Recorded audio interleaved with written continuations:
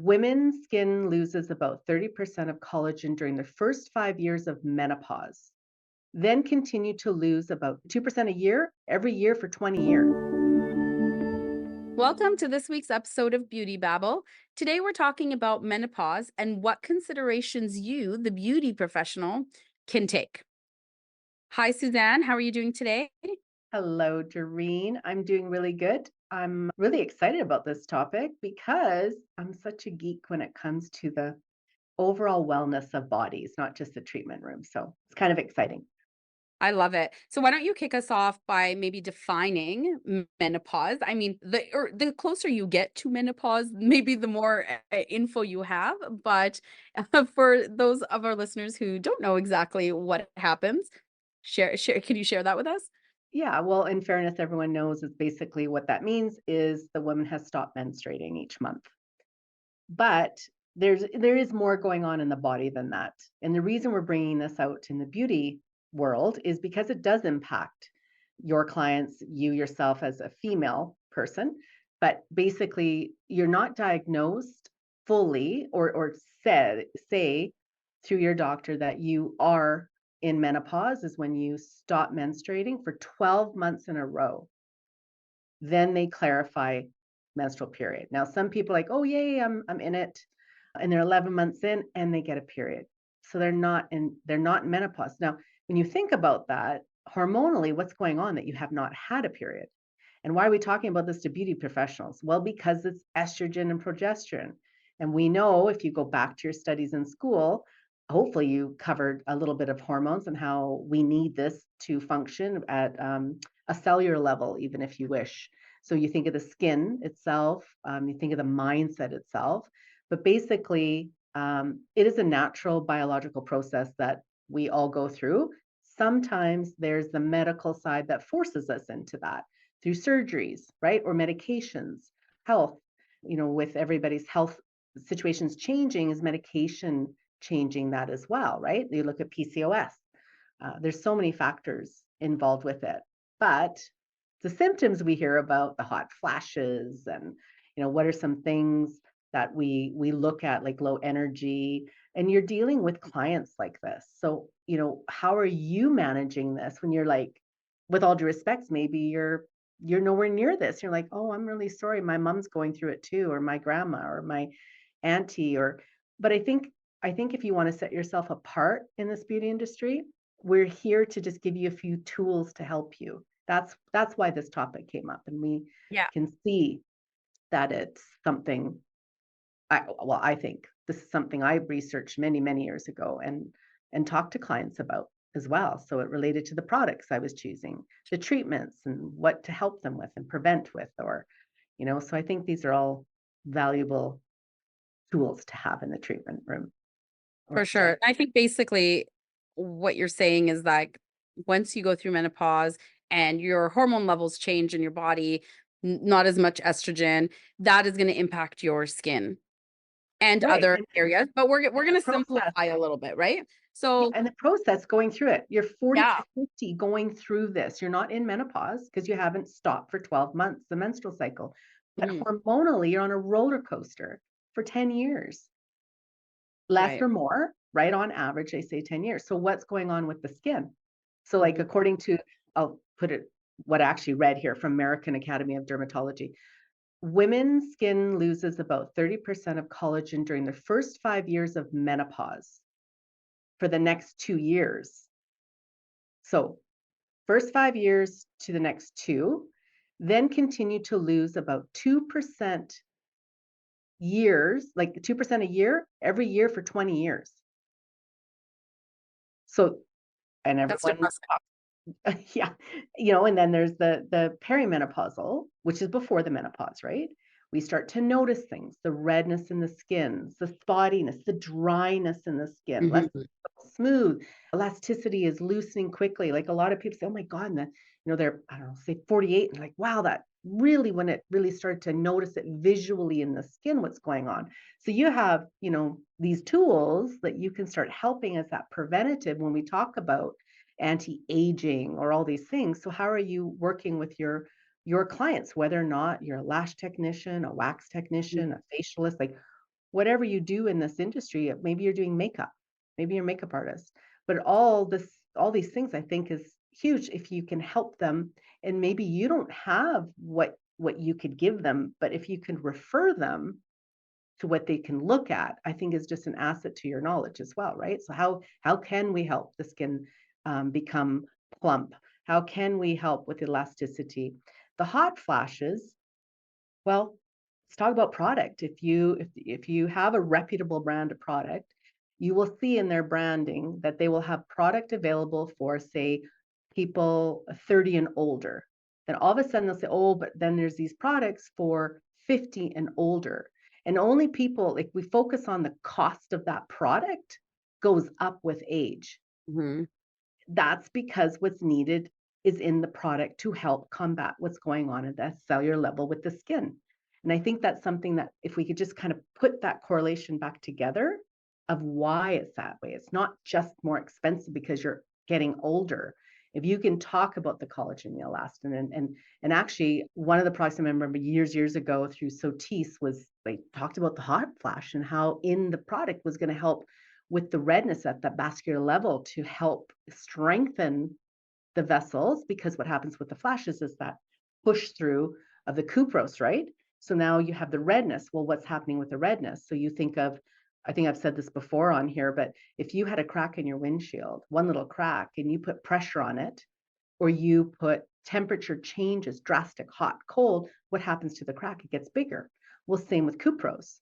So now is there product that's going to be helping to strengthen the vessel itself? And so again, it goes deeper, it goes skin deep, right? As they say, Mm. skin deep. And I think those are things that we can think about. So you think of waxing, like maybe you have a client that you're a waxing technician, you do a lot of waxing, nothing wrong with it, but let's talk about the facial waxing, right? And then from the neck down, you're still waxing the skin. So is there, in body products you could be recommending? Is there things that they to help with this? Because sometimes people say they didn't know as they got older that their skin would get looser, and you don't want them blaming it just on the waxing, Yeah. right? So that's why I look at this as a little more than Mhm. menopause and period stopping. Yeah, I think too, when it comes to that loss in collagen and what happens to the skin because of that, taking that into consideration when a client maybe comes to you and is complaining that their product isn't working anymore, or they've been doing this one thing and it's not working anymore, and not necessarily looking at a failure in the product or the treatment itself, but maybe that it's not meeting the needs of the client where they are now in the way that their skin is changing. So we're not doctors, and we can't Right. change the fact that, people are aging, you're Biological losing aspects. collagen, but I do think that you can help address those needs by understanding what the needs are, right? So then Correct. knowing that, okay, we need to increase, use products that contain more collagen or whatever, treatments that are going to address this particular concern now, shifting from what you were doing before. So kind of having that in mind, I think is important too, and explaining it to your client as well. We're going to shift. I'm going to give you the more expensive product, not because, I want to Yeah. money, but because it has this and this in it that can help your skin. Yeah. And I think the thing is we need to take the price point out of it. Like, Yeah. okay, cheese, for example, there's a lot of different degrees of cheese in the world, and same with the cost. But you really want this, I don't smoke Gouda that's 10 years old, or wines.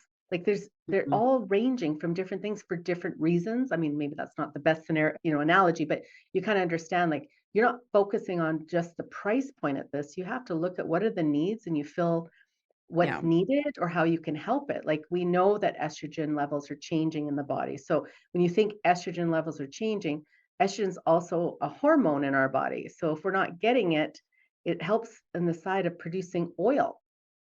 Well, we don't want to be oily, but it could be the other side. Breakouts can start happening. Acne. I remember one client, I'm 40 years old, I'm experiencing acne for the first time. And I said, oh, have you been to the doctor?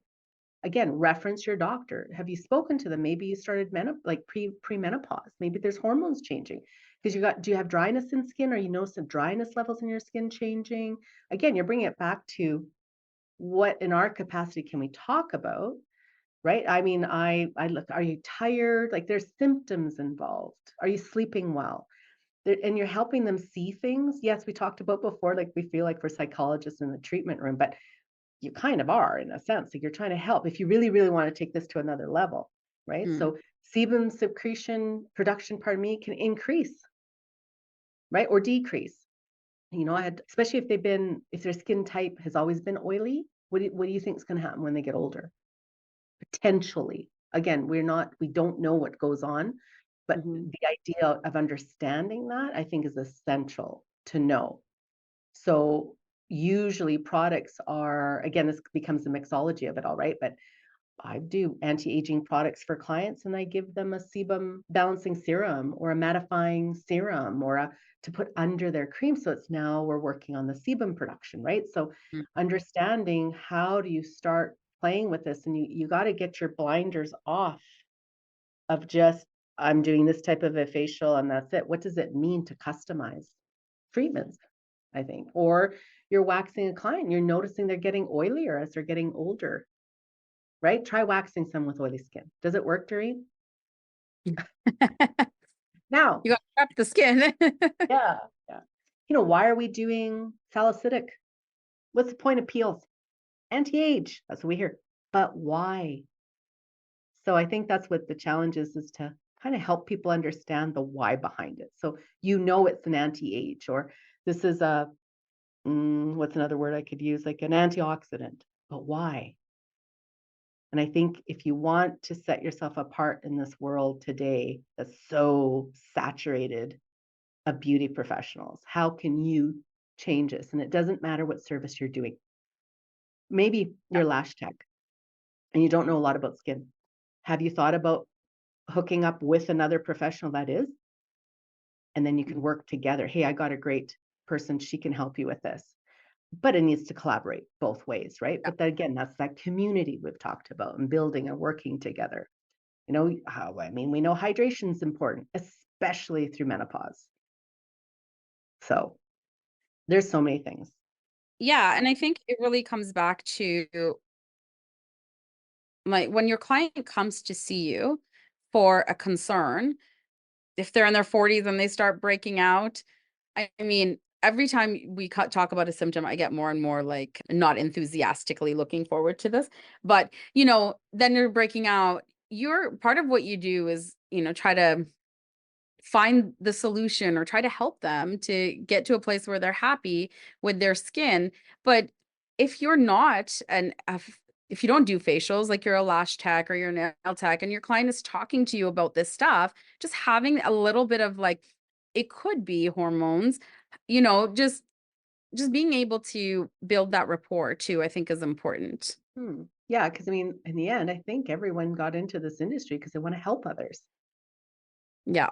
right? And it's not like I remember I was in this at a very young age and I didn't know single thing about menopause. And I mean, I would come from an immigrant family where my mom did not talk about anything like that. You know, it wasn't a discussion, it was a hush topic of things. So I had to really reach out to learn about it because I had older brothers. So it wasn't around me. I had girlfriends talk about some things, but I'm like, oh, what's that?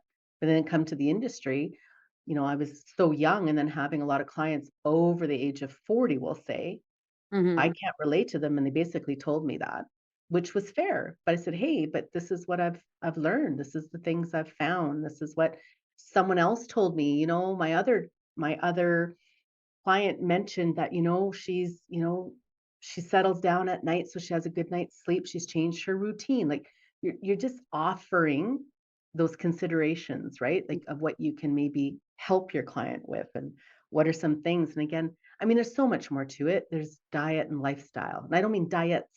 I mean, what are you eating? Like, especially in this world of the keto, a low carbs, like those aren't, I mean, we're not going to get into that because I think if that's the case, you should go see maybe a dietitian and talk to someone or a personal trainer who has that background. But exercise is a huge part of this.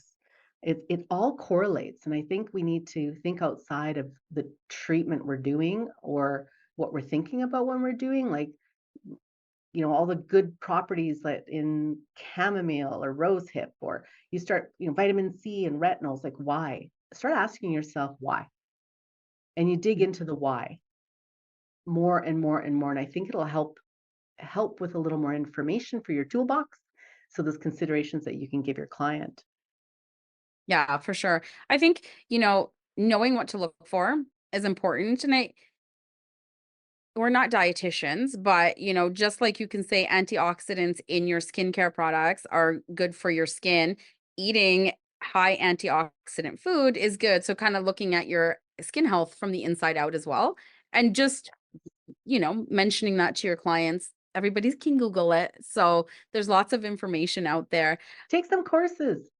Yeah. There's so much free things being given out there by actual, high level professionals offering free. I like, as you know, I shared with you, I was just listening to one about menopause, even though we talked about this a few weeks ago. Ironically, it came up, and this is from the fitness side of things, right? But it was a dietitian talking about it all. And then, which led me down the rabbit hole of digging in more. And then Tara and I were talking, and she was, hey, have you researched or looked at the fact how Japanese women don't have the level of hot flashes we do?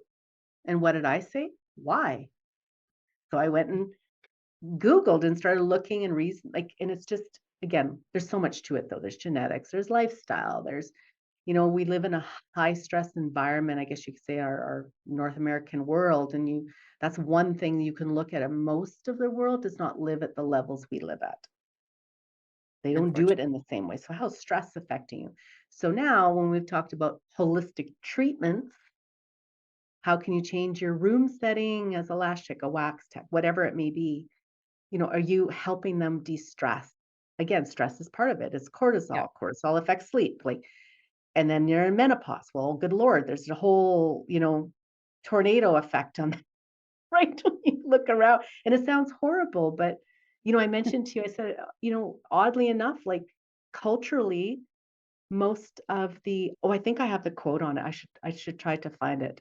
I have it here. Okay. A common belief among traditional Semitic cultures, for example, Mayan women and the Cree women of Canada, is the women must enter menopause to access their Semitic healing powers. So they're also, if you look at the leadership levels of culture, women are higher after. They're elders, they're spiritual workers, they're spiritual leaders, they're in those cultures, because now they have so much experience in life, and they've done their part by menstruating and giving life and investing their whole world to their children. And then you look at cultures, how they uplift their elders. So it's such a mindset. They're positive thinkers when it comes to menopause. They think it's just amazing. This is great. It's what I say to you, it's a renewal of the body, A new phase. a new phase Yeah. of ourselves, right? And not looking at it in a negative way. In It's North a America, we different focus on, oh my God, this is awful. I'm going to look older. My skin's going to sag. I'm not going to sleep. I'm going to get hot flashes. We blame weight gain on it. Yes, to some degree, because estrogen, when we're lacking estrogen, it actually will use the fat on our body. And if we don't have the fat on our body, it will save fat on our body. So it's going to find ways for estrogen to do its job, to help the rest of our body. Our skin, hair, and nails are always last, but it doesn't mean estrogen's just at a skin level, if that makes sense, Yeah. right? Yes, the hormones, they control everything. They They affect sure everything. do. They sure do. But Yeah. yeah, like around the world, like, they talk about the Mayan, Papua New Guinea, like they're looking that they don't have the symptoms that North America has. And it just I get all geeky and fascinated by that stuff. But because I look at, okay, what else is going on?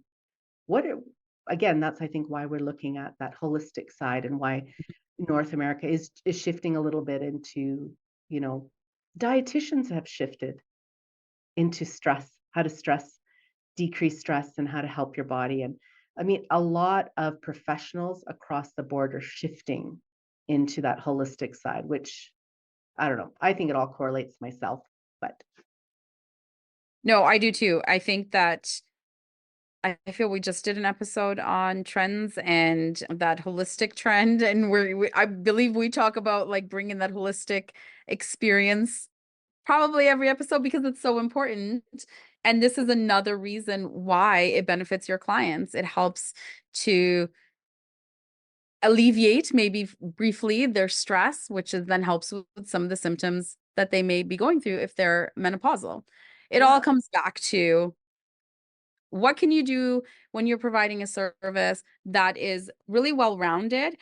And I look at it too from the perspective of like, okay, it's not one more thing you have to learn, or it's not one more thing that you could feel overwhelming, but it's so competitive. And how do you set yourself apart is how I would look at it. Like, what is my niche? Maybe your niche is you have a younger client base and this isn't for you, then that's, your clients. But if you do have older clients, getting to a deeper understanding of what might be going to would benefit both of you, I believe. Well, here's something to consider. If you have a lot of younger clients, do they have aunts? Do they have older siblings? Do they have a mom, a grandma? Who are their friends?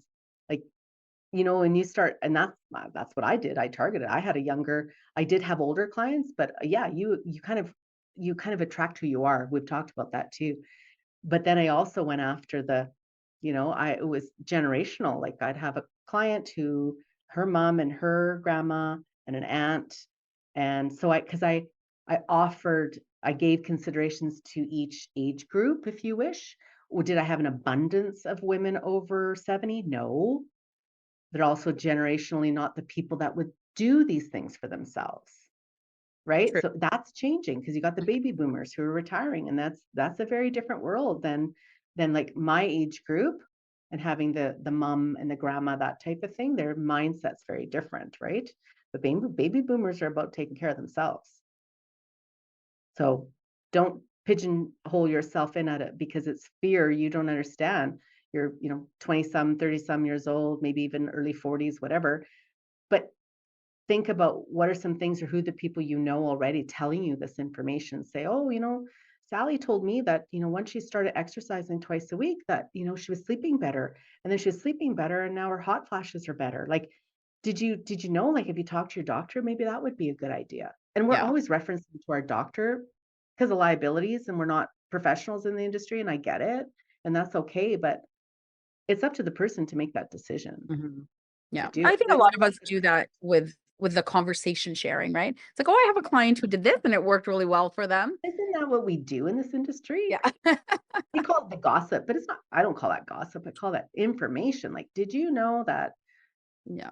You're not so naming your clients, so there's no confidentiality issues, but, yeah, you can yeah, share exactly. Yeah, general yeah, saying who it information. was. Yeah, or I've done it where, like, I shared this class that I told you about, and now, it's all about women's health, and I just want to share that information with people. And if anything, that could be something. Maybe you're not comfortable with it, you don't have the knowledge for it, you're really not sure, you're not you know, get excited by it like I do, and that's okay. But can you give them a resource to something that they can now look at and watch? And I invite you to watch and challenge yourself to open that mindset of the things you can learn. We all know that SPF is a huge thing. So if they're not using it, that should be your first thing. All ages, get them Yeah. on SPF. There's cloudy on a cloudy day, you still should be having SPF on. So Yeah. Always educating that too, right? Not assuming that they already know.